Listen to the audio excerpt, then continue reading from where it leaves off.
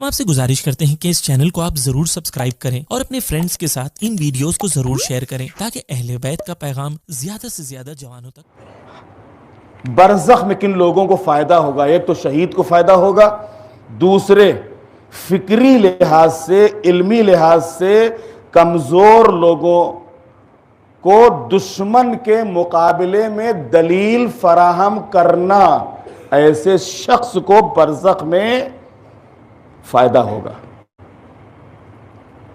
دلیل آپ کے پاس نہیں ہے، ممبر کے اوپر آئے، ہم نے کہا کہ دیکھو امیر المومنین کی ولایت کے اوپر یہ دلیل ہے، اللہ کی وحدانیت کے اوپر یہ دلیل ہے، رسول اللہ کی رسالت کے اوپر یہ دلیل ہے، اس کی عدالت کے اوپر یہ دلیل ہے، قیامت کے اوپر یہ دلیل ہے۔ ان دلیلوں کو جاننا اور ان کمزور عقیدے کے لوگوں کو جن کے پاس یہ دلیلیں نہیں ہوتی ہیں اور یہ بیچارے مارکیٹ میں گئے اور کوئی دوسرے مذہب کا مل گیا اور اس نے ذرا سا کچھ بہکا دیا اور بتا دیا، وہ بیچارہ ادھر سے ادھر ہو گیا۔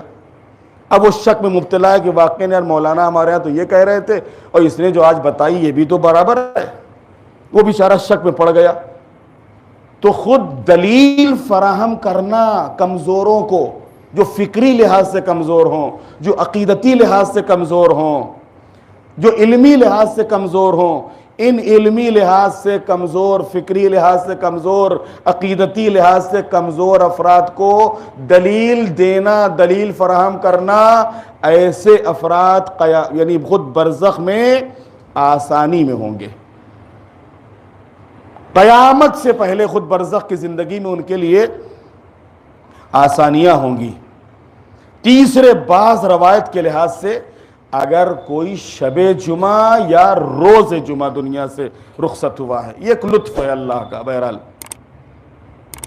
اگر کوئی شب جمعہ یا روز جمعہ دنیا سے رخصت ہوا ہے تو بہرحال برزخ میں اس کے لیے آسانی ہے، اور وہ بھی ان دنوں کے احترام کے لحاظ سے ہے۔ اور حدیث میں ہے کہ ہمارے پانچویں امام حضرت امام محمد باقر علیہ السلام نے فرمایا،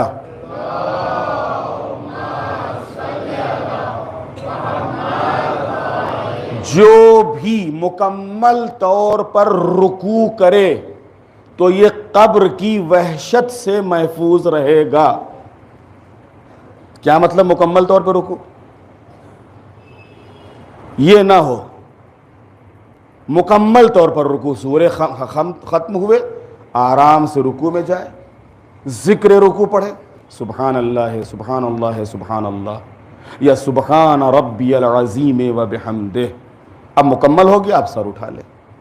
جو شخص مکمل رکوع کرے گا وہ وحشت قبر سے محفوظ رہے گا۔ لیکن ظاہر سی بات ہے کہ رکوع بھی کون کرے گا؟ جو نماز پڑھے گا۔ مکمل رکوع کی بات تو بات کی ہے، تو رکوع بھی وہی کرے گا کہ جو نماز پڑھے گا۔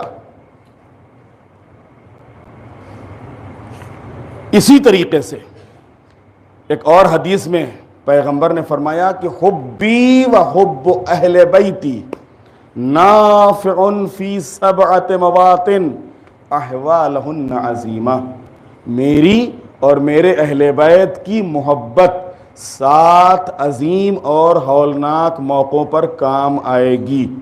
ان میں سے 3 موقع جو ہمارے موضوع سے متعلق ہیں۔ اول، جانکنی کے ہنگام، جب انسان موت اور زندگی کے درمیان ہوتا ہے، اس موقع کے اوپر میری اور میرے اہل بیت کی محبت تمہارے کام آئے گی، جو کہ بہت ہی سخت اور دشوار مرحلہ ہے کہ جو موت اور زندگی کے درمیان والا مرحلہ ہوتا ہے۔ اس کے متعلق روایتوں میں ہے کہ جو روح نکلنے کی کیفیت بیان کی گئی ہے، بعض روایتوں میں کہ جیسے کسی خاردار درخت کے اوپر ریشمی کپڑے کو ڈال کے کھینچ لیا جائے اور وہ تار تار ہو جاتا ہے، ایسے ہی روح کا نکلنا۔ لیکن اگر جانے والا امیر المومنین اور ائمہ اطہار علیہم السلام کی ولایت اور امامت کے اوپر اعتقاد کے ساتھ دنیا سے رخصت ہو رہا ہے تو پھر روح ایسے نکل جاتی ہے جیسے پھول سے خوشبو، پھول سے خوشبو۔ کیوں؟ اس لیے کہ ظاہر سی بات ہے کہ امیر المومنین نے خود فرمایا ہے کہ دنیا میں کوئی انسان اس وقت تک نہیں اٹھتا چاہے کافر ہو یا مومن جب تک کہ میں حاضر نہ ہو جاؤں. ایک صلوات تو بھیج دیجئے.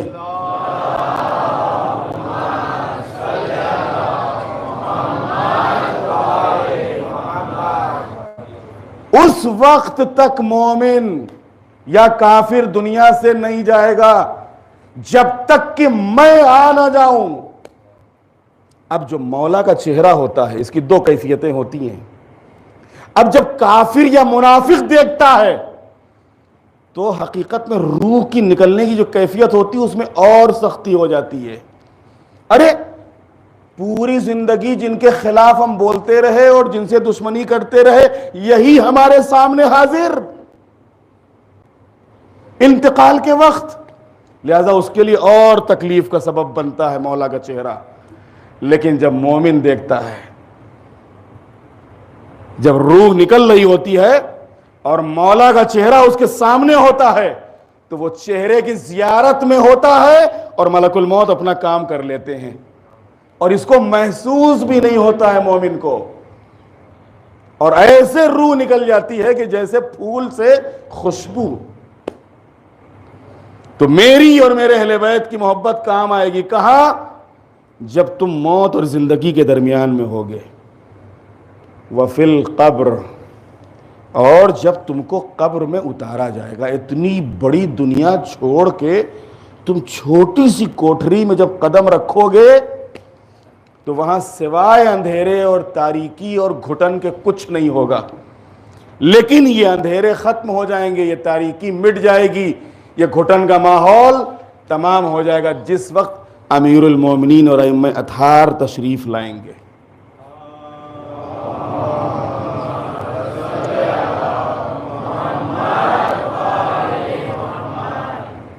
تو ان کے وجود سے یہ جو ظلمت ہے، یہ جو اندھیرا ہے، نور میں بدل جائے گا.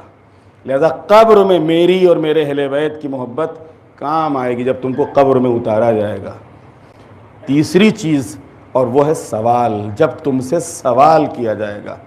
میں نے ابھی آپ کی خدمت میں عرض کیا تھا، بچے کی مثال دی تھی، مدرسے کی مثال دی تھی کہ جس وقت سوال تم سے ہوگا اس موقع کے اوپر میری اور میرے اہل بیت کی محبت کام آئے گی.